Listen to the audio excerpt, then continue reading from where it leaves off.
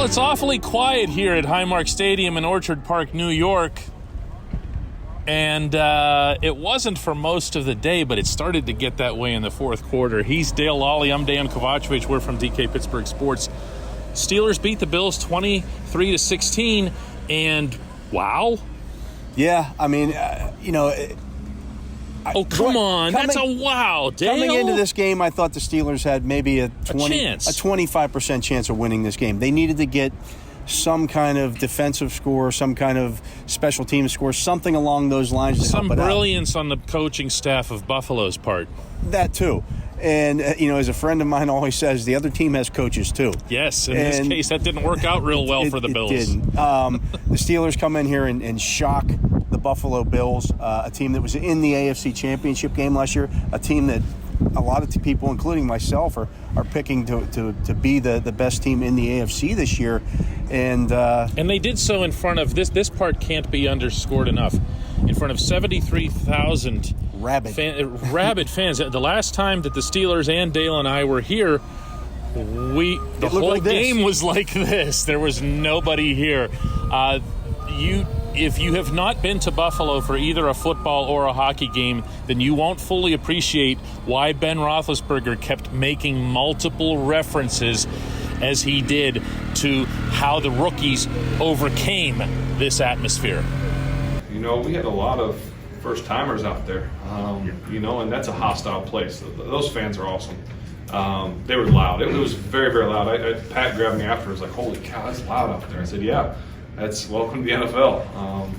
And so, a lot of environmental factors, and that's fans, that's weather, that's a really good defense, a good team.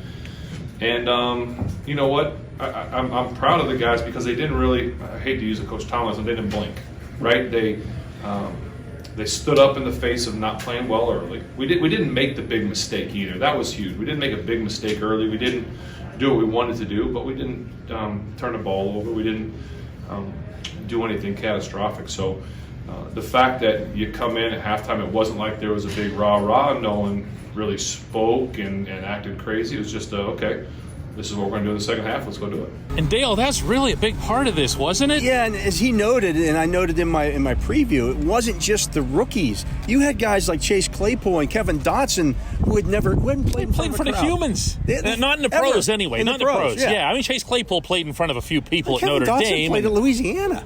Yeah, Louisiana. I mean, no offense to Louisiana, but they never played in front of 70,000+ fans. Well, not these people. Right. This is a different crew here. Yeah. Okay. I mean, when Chase Claypool was playing at Notre Dame, the Notre Dame crowd was probably pretty quiet when they were on offense. Right. But Dale, that to me was the biggest component for the offense's turnaround, because we did see the jitters. We saw Najee Harris tip the ball up to himself not once but twice and not come down with it. One of those could have been a touchdown. We saw some jitters maybe even from the most experienced guy on the offense early on. But then they did get it together, didn't they? They did. To an extent. I can't discount the fact that Buffalo is a good football team. I know a lot of people in that first half were, oh my God, the sky's falling. This might be the worst team in the division, blah, blah, blah.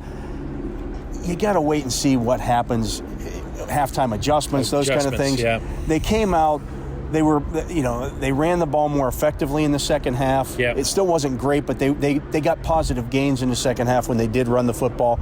And they found some things that worked. They started picking on, the other corners not named Tre'Davious White, and it made that work.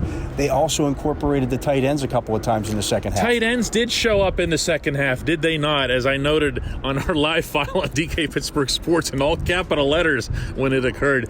I was most impressed by the offense being able to stay diverse whenever it got in trouble. Like, I even as I'm watching that in the first half, I'm thinking, just run the ball. Or then, when that didn't work, just throw the ball.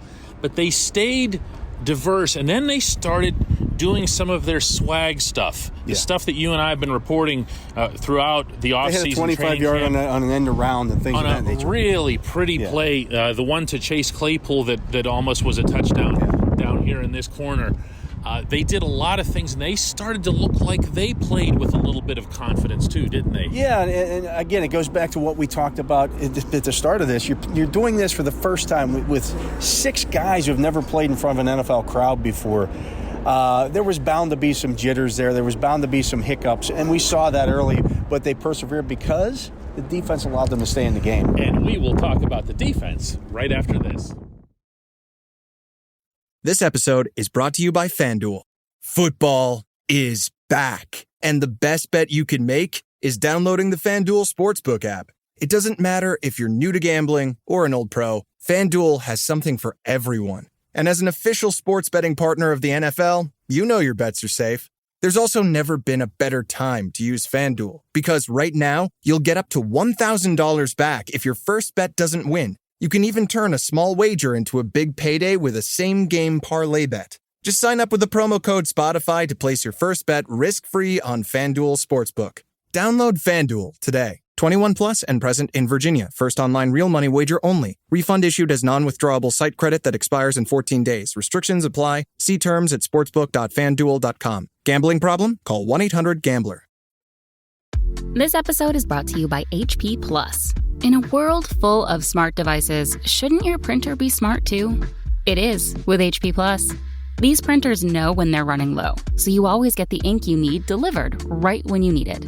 Plus, you save up to 50% on ink, so you can print whatever you want, as much as you want, anytime you want. Huh, that is pretty smart. Get 6 free months of instant ink when you choose HP Plus. Conditions apply. Visit hp.com/smart for details. Welcome back. As promised, we're going to talk about this defense. But before we do, Dale and I looked at each other, which we don't do all that often in the press conference settings, when Mike Tomlin said this about that group. You know, we just play Steeler D. We respect Josh Allen. We respect their group. They're a challenging group. But, you know, I got an expectation that our defensive unit is going to be in every football game like that. And I'm just being bluntly honest with you. That was like a brag. A little bit. From a guy who doesn't brag a lot. Doesn't do that a whole lot. That was a come and get it. You know, they only had 2 sacks in this game as a defense. But they drew 4 holding penalties early in that football game. And could have drawn a bunch more. But I thought that affected the way that Buffalo played the game the rest of the way. Instead of, you saw Josh Allen come out early and take some shots down the field. And then they realized early on that they couldn't keep the Steelers pass rushers at bay.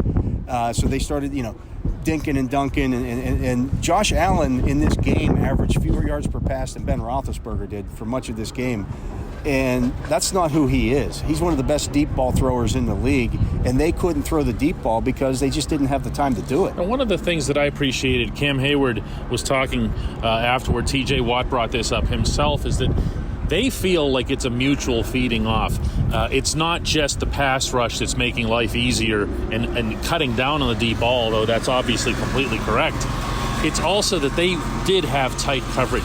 If you look at the passes that Allen completed, particularly the touchdown that happened right here on this letter Cam Sutton B. had great coverage. Cam Sutton was all over. Who was it already? Gordon. Wasn't McKenzie. It was one of their other... Gordon something. Yeah. But doesn't matter. We'll put it in comments. Yeah. Gordon something caught that touchdown here, but Cam was all over him, and the ball was just executed perfectly. That's how good Josh Allen is, but that also tells you how good the coverage was, because who else didn't really make an appearance in this game? Stephon Diggs was not a factor. Nope. He averaged about 6-7 yards a catch.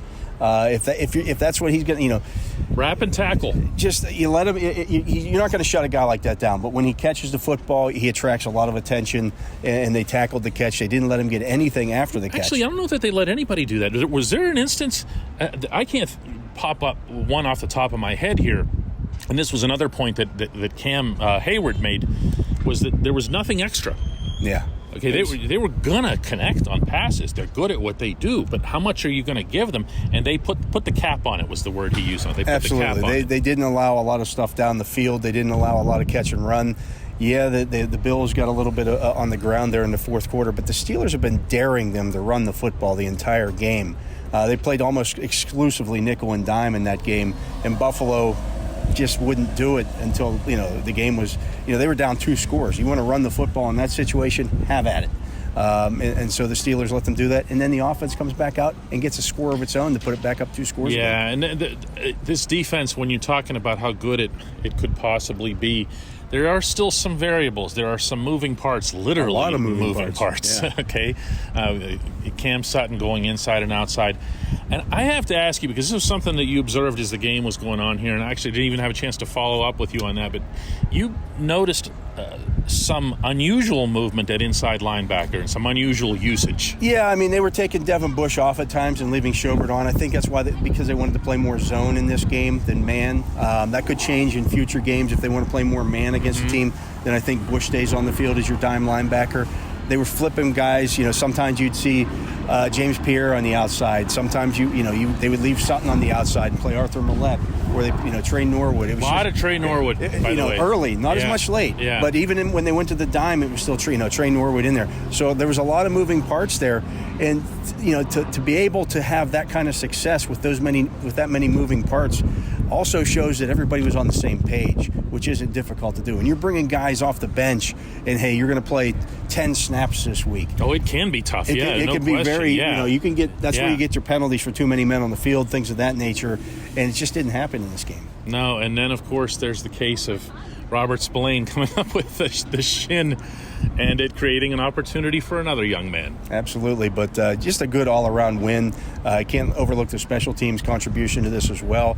Ben Roethlisberger made sure he called out Danny Smith when he was leaving the podium. Yeah, there. he did too. So nice job, Danny Smith. Big pump block. Which no one was saying, by the way, on the initial kick return. No. And by the way, I'm referring to Buddy Johnson, of course, who ended up coming in, who was called out by Mike Tomlin. By name for he said he shouldn't have been ready to play. He knew he was going to be inactive. They tell him Friday or Saturday, hey, you're going to be inactive today. Yeah. And then all of a sudden, hey, go ahead and make your NFL debut. So that meant that how many of the Steelers draft picks were out here? 6. Yeah, has to be 6. Yeah. That's pretty impressive for day one. The whole thing was impressive. We'll do another one of these tomorrow. Download the BetQL app and use the discount code. This is important, DKPS, at payment. Checkout for 25% off any subscription. BetQL.co/DKPS.